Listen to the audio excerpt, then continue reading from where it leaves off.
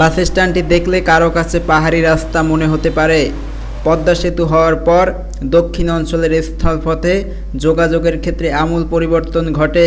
সেই পরিবর্তনের ছোঁয়া লাগে পিরোজপুরের স্বরূপকাঠিতেও।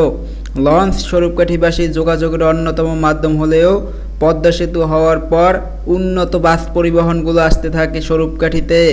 বাসের সংখ্যা বাড়ে, কিন্তু বাস স্ট্যান্ডের উন্নয়ন পরে তলানিতে। এই বাস স্ট্যান্ড পাকা করে উন্নত করাই এখন বাস মালিক ও যাত্রীদের প্রাণের দাবি।